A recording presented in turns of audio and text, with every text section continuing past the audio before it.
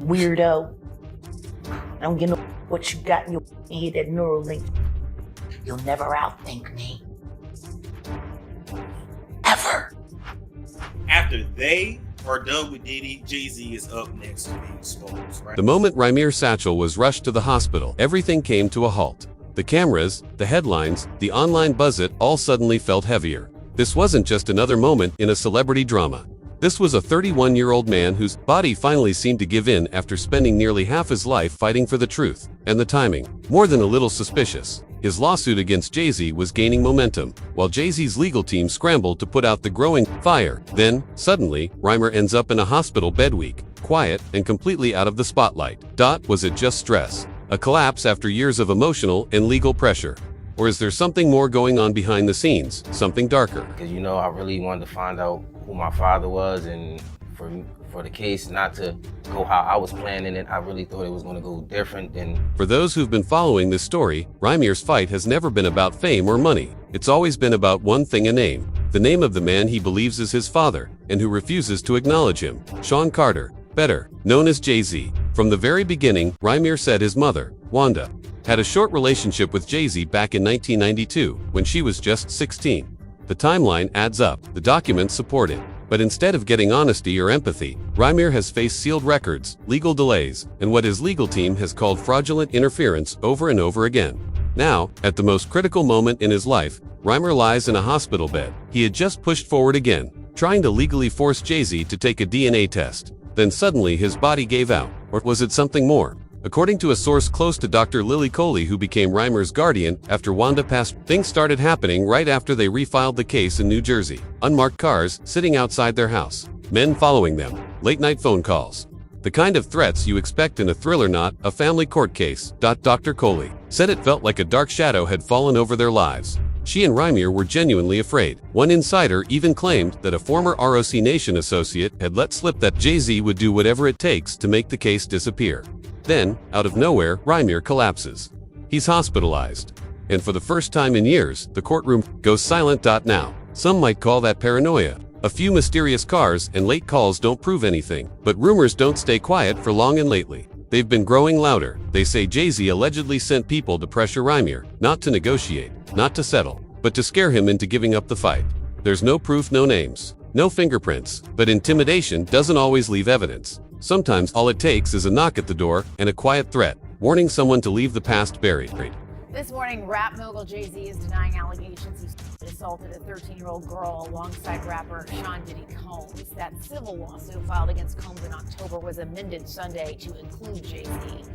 The accuser, identified only as Jane Doe, says she was assaulted by both men. Why risk a scandal this massive if there's truly nothing to hide? That's the real question, isn't it? If the allegations are false, why not take the test, end the rumors, and walk away vindicated with one cheek swab? Instead, Jay-Z's legal team has spent years, literal years, fighting over one word: jurisdiction, back and forth, from Pennsylvania to New Jersey, like a legal game of hot potato. At one point, his attorney even told the court Jay-Z didn't own property in New Jersey, only to later admit she'd misspoken. But under New Jersey law, knowingly filing false statements in court isn't just a mistake. It's a crime. And it's exactly this kind of legal sleight of hand that's fueled the belief that Jay-Z is hiding something. That maybe, just maybe, he's terrified of what a DNA test might prove, especially given that Wanda, Rymir's mother, was allegedly just 16 at the time of their relationship. And here's where it gets tragic. Wanda can't speak for herself anymore. She passed away in 2019, after years of pleading with courts just to hear her side. Her death left Rymir standing alone, without the one person who had always fought for him, who risked everything to bring the truth to light. There's never been an official statement about what caused Wanda's death, but those close to her say she spent her final months drained, scared, and heartbroken, worried her son would die never knowing where he came from.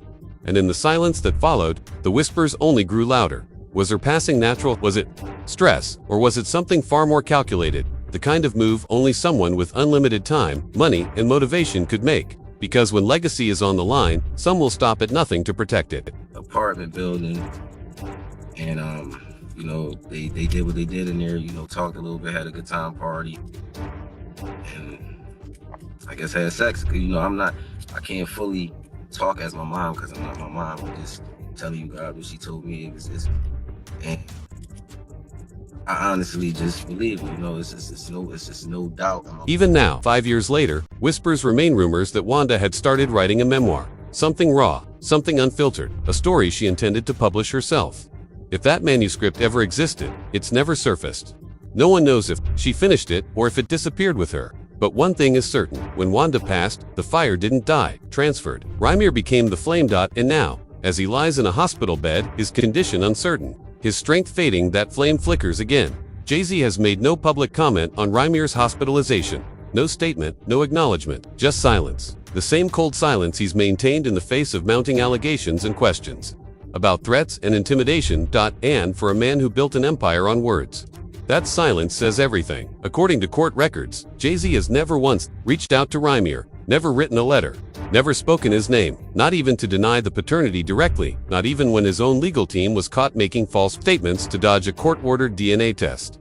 If the allegations are false, wouldn't it be simple to end this with a statement? With a test? With the truth? But that hasn't happened. Instead, what we see is power meeting silence. And in this case, silence isn't neutral, it has weight, it has purpose, and it has a price.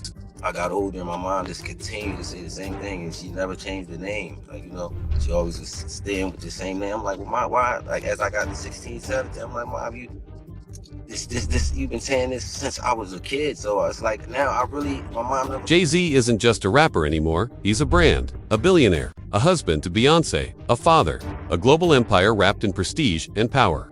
But if even a fraction of these claims were ever proven truth, that he knowingly fathered a child, with a 16-year-old, then used wealth, lawyers, and intimidation to bury the evidence, the fallout wouldn't just scorch his image, it would threaten the very foundation of the machine he's spent decades constructing. His alleged ties to the Diddy accusations have already begun to rattle the throne. But layer on a paternity scandal with potential criminal implications. Suddenly, it's not just legacy on the line, and let's not rewrite the history. Rhonda wasn't some groupie chasing clout. She swore under oath that she had a relationship with Sean Carter. She named him as the father long before the world knew him as a billionaire. She fought in courtrooms that did everything in their power to make her disappear, hiding behind jurisdictional loopholes, dismissals, delays, but she didn't back down. She passed that fight to Rymir, and even after losing his mother, he pressed on. Through every appeal, every sealed file, every motion designed to drown the truth in legal fog. And now, with Rymir hospitalized and Wanda's voice silenced forever, only one question remains. Who will stand up to Jay-Z now? Why the f would you need to sign a nigga don't ask about a plane crash if it was accidental? Do you feel like... Riddle me that. Riddle me that. Work with me here in this moment. And I'm gonna ask you. A plane crash should be accidental. Should be. As we watch the uncertain situation around Rymir unfold, there's an eerie feeling we've been here before. It's not the first time Jay-Z's name has been surrounded by mystery and silence. Back in 2001, the music world was shaken by the sudden death of Aaliyah, a rising star who passed away at just 22 in a tragic plane crash. Though it was ruled an accident, many people were never fully convinced. The rumors didn't fade, they grew, resurfacing in dark and detailed conspiracy theories. Some believe her death may have been more than just a tragedy. Behind the scenes of late 90s South R&B, there was talk of a love triangle involving Aaliyah, Dame Dash, and Jay-Z. Before she dated Dash publicly, insiders say Jay-Z was very interested in her, some even say he was obsessed. They say he saw something in her that couldn't be controlled or bought something powerful. And when Dame became her partner, that didn't sit well with Jay. Jealousy and ego might have played a role. But this wasn't a teenage drama. It was a clash between powerful men in the music industry where careers, pride, and millions of dollars were on the line. Why would any testimony about what happened leading up to it need to be covered under a non-disclosure agreement if there wasn't foul play? Now, mind you, September 11th happened a week later. 9/11 happened a week later. Do you think that took away from it? Once again. Then came the crush. A private plane arranged at the last minute. It was overloaded, packed wrong, and flown by a pilot later found to be under the influence and not properly certified.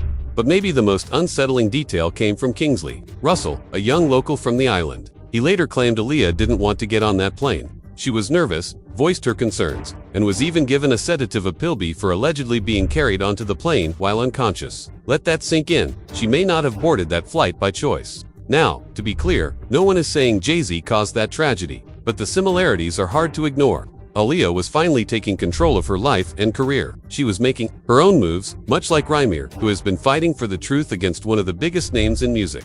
And now both have ended up silent. Aaliyah lost her life, and Rymir lies in a hospital bed after reportedly being threatened. What really happens to people who challenge this empire? The entertainment world has always hidden secrets behind contracts, NDAs, and powerful connections. And Jay-Z isn't just a survivor of the 90s rap scene, he's someone who used controversy to build an empire, turning legal trouble into street credibility and aligning himself with presidents and tech giants. So when someone like Rymir starts tugging at the very foundation of that empire, an empire that began around the time of Aaliyah's untimely death, it's not hard to imagine that machine doing whatever it takes to protect itself. There are people who did short sales on their stocks right after that, made a lot of money, including Sean Carter. Now I'm going to ask you, why would non-disclosure agreements need to be signed for an accident? Let us talk about Beyonce for a minute, because if you think she's just quietly watching all of this unfold, you're missing the bigger picture. According to legal sources familiar with the case, there have been private efforts to mediate things behind the scenes, and not just from Jay-Z's side, but from the broader Carter-Knowles circle. Quiet moves to delay, downplay, or discredit the paternity claims before they ever reached public courtrooms. Beyonce has built her public image around motherhood, empowerment, and standing up for justice. But behind the scenes, some insiders say she's played a much more active role in shaping the legal strategy. She's reportedly attended key briefings, approved certain legal communications, and even pushed for more aggressive media responses when Rymir's lawsuit started picking up steam. So, at what age then did you start to question, who your parents could be? Well, I wouldn't say I started to question it, but I said around like 7, maybe 6. I think it started at 6, and my mom was just telling me that my father wasn't my father. But as a kid, I really didn't look too much into it And here's where things get even more complicated. Just days before Rymir refiled his latest case, Jay-Z was named in a separate civil lawsuit, one that also included his longtime friend and fellow mogul, Sean Diddy Combs. The accusations, disturbing events said to have taken place at an afterparty in 2000, the very same year Aaliyah died, and within the same tight-knit circle of powerful men. Maybe it's coincidence, maybe not. But the timing alone raises serious questions, because if pressure starts mounting from more than one direction, silencing the one person who could unravel it all becomes more urgent. Let's not forget, Jay-Z's legal team has worked for years to keep records sealed, block testimony, and most of all avoided DNA test. Even though public records show his links to several New Jersey properties, his lawyers claimed he didn't live there. And when Pennsylvania courts closed the case because of age limits, they argued it couldn't be refiled in New Jersey. It's been a decade-long legal ping-pong match, and every time Rymir gets close, a new legal wall appears. But who's really building those walls in? What are they so desperate to hide? I was a kid, and I honestly didn't know what she was talking about. But I did hear her, as I got older, 7, 8, 9, 10, and she continued with the same story. My mom wasn't crazy. She gave us everything. She would give us, if she said give your life up for your kids right now, it wouldn't take a second for her to give her life up. She was just a lovely person, like everyone who knew my mom. There are two kinds of power in this world, the kind you earn and the kind you protect. Jay-Z has done both for years, but protecting power often means shaping the story and silencing anyone who dares to challenge it. Now, with Wagon and Drowley growing older and Rymir possibly too ill to keep fighting, the resistance is fading. And that's when powerful empires move in hardest. If Ree doesn't make it through this soar, even if he just gives up, the paternity case dies with him. The lawsuit disappears. And just like that, the story resets. I never got anything, so why wouldn't I believe my mom? We could have been settled this, and it only takes a conversation and some words. I'm not a hateful guy. I don't hate anyone. I'm not after nobody. I'm not trying to see no one downfall. But this is just some things that just went to court, and they just expected me to just sit there and just take what they were saying. I can't do that, because for more than 10 years, Rymir's legal fight hasn't just been about proving who his father is. It's been about exposing how the justice system can bend when powerful people are involved. His case is filled with strange red flags, sealed files without explanation, motions tossed out over weak technicalities, and property records that didn't add up but were ignored. One of the clearest examples was when Jay-Z's lawyer admitted in court that she misspoke about where Jay-Z lived, a mistake that blocked the case from moving forward in New Jersey. Under state law, giving false information in court can count as fraud, but nothing happened. No punishment, no follow-up. The case just stalled again. Rymir's team says the pattern is clear. This isn't justice, it's a system working overtime to bury his story. Judges have dropped out of the case with no reason. Gag orders have been mentioned that don't actually exist, and documents have been labeled confidential, not to protect privacy, but to cover up how the system failed. Legal experts have noticed suspicious delays, unexplained penalties against Rymir's team, and key evidence getting sealed away. At every turn, progress hits a wall, and it doesn't feel like coincidence. It feels like a plan. I don't have no felonies. I'm not crazy and none of that. It's like, I just want the truth, and it's so hard to get it from the courts. And it seems like Jay-Z don't want to say anything. So, I don't want to see him go down for something that you could just got taken care of. That's it. But not for us. Not for those who still remember how the industry stayed silent after Alia's death, how no one questioned what really happened in the Bahamas, or who gave the final go-ahead for her to board that plane. Because whether it's whispered in hallways or buried in sealed court records, a pattern is starting to show people getting too close to something and then vanishing in one way or another. We've seen how the system reacts when someone threatens the status quo. Survivors are ignored, lawsuits disappear, settlements come with silence. But now, with the wave of allegations against Diddy shaking the industry, Jay-Z's name is no longer off limits, and Rymir might be the last one holding the key to a truth that Jay-Z's team has fought to keep buried for years. As more scandals pile up, one thing's becoming clear. The truth always finds a way out. But with Rymir in the hospital and Alia's ghost still haunting the culture, the question remains, will we ever get the full story, or will the powerful bury it once and for all? Drop your thoughts in the comments. Do you think this is all just coincidence, or are we finally seeing cracks in the Carter empire?